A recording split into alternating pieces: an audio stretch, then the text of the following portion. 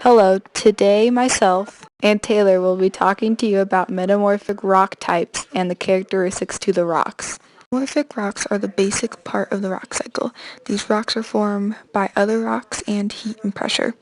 They are made by Earth's movements. These movements can cause rocks to be squeezed or deeply buried.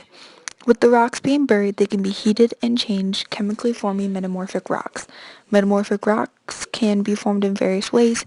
These rocks are also very specific in how and where they are formed and the different process to it. One way metamorphic rock is formed is by heat and pressure, with heat the great primary source for metamorphic rock. The heat mainly comes from geothermal interior of the earth. It is said that a mineral is stable if given enough time. Also, if it does not react with another mineral or convert to a new mineral. Minerals are stable at higher temperatures tend to be less dense than minerals that were stable at lower temperatures. Metamorphic rocks show the effects of tectonic forces. When the object is applied with force, it is under stress. There are three types of stress. One is differential stress, when the forces on a body are stronger or weaker in different directions. This stress tends to deform objects.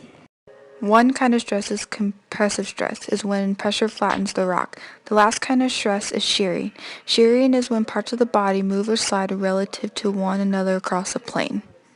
Types of textures of the effect of differential stress. When rocks have a planular texture, it is said it is foliated. Foliated is effect of many different types of waves. We will explain this later in more depth. Processes of metamorphic rocks happen in a lot of different factors and ways. One of these ways is fluids. Hot water vapor is formed in the most important fluid. For example, water may be given off from cooling or a sedimentary rock parent. Another huge factor in metamorphic rocks process is time. Most metamorphic rocks are made of silica materials and compounds. The rocks are known for their slow chemical reaction rates and takes a lot of time to form. There are three types of metamorphism. The first one is contact metamorphism. This is when a high factor of heat and the dominant factor. Contact metamorphism occurs adjacent to the pluton when a body of country rock cools. So this is also called baking, when the country rock is adjacent to an intrusive contact. For example, limestone can recrystallize into marble. Another type of metamorphism is regional metamorphism. This takes place over a large area, mainly with mountain ranges. With regional metamorphism has mostly high foliated rocks, indicating different stress and recrystallization. This is increased in temperature. Depending on temperature and pressure, conditions of a parent rock can recrystallize into one of the metamorphic rocks. For example, basalts can recrystallize into green schist. This type of metamorphism usually makes a high foliated rocks such as schist, shale, and gneiss. Also with this last kind of metamorphism, which is a prograde metamorphism, this is when a rock is subjected into high pressure and temperatures. It can recrystallize into a higher grade rock. For example, nice temperature conditions under which gneiss develops approach at which granite solidifies. That's why we can see the same minerals found in gneiss that are in granite.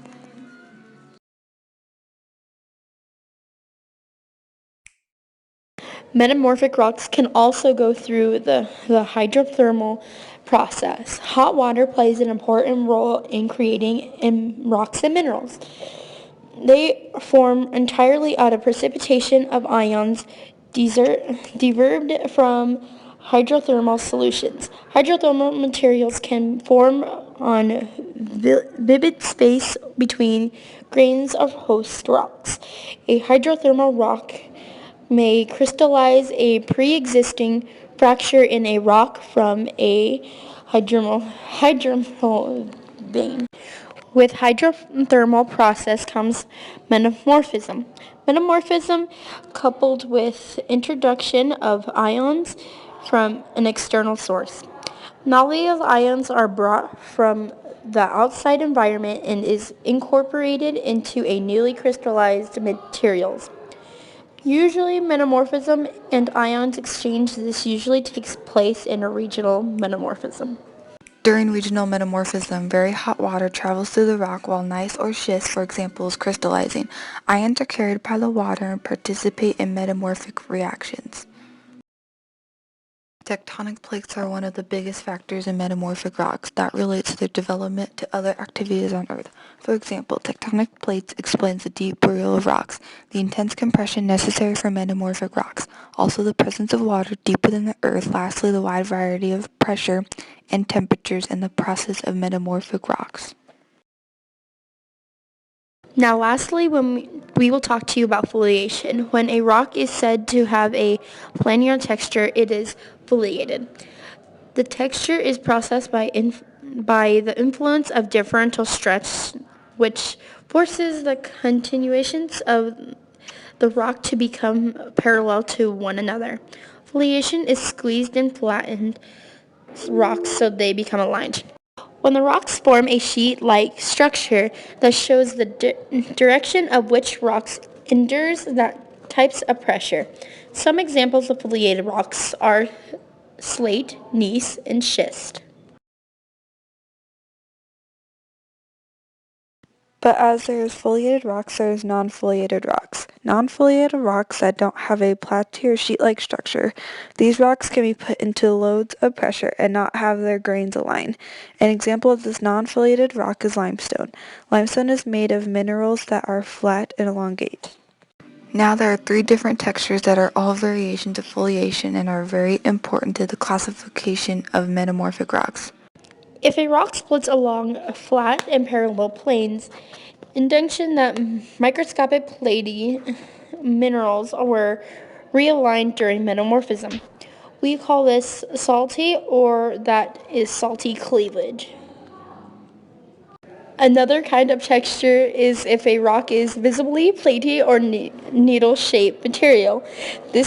Has grown parallel or to a plane due to the differential stress. This is called shitose.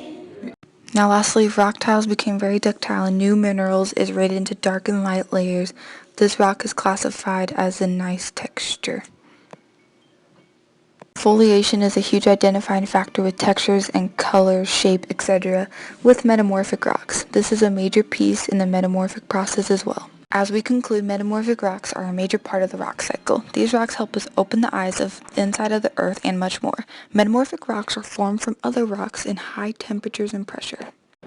I'm Emily. And I'm Taylor, Signing out on a high rising journey. We will see you next time in a video that will totally rock and not be schist.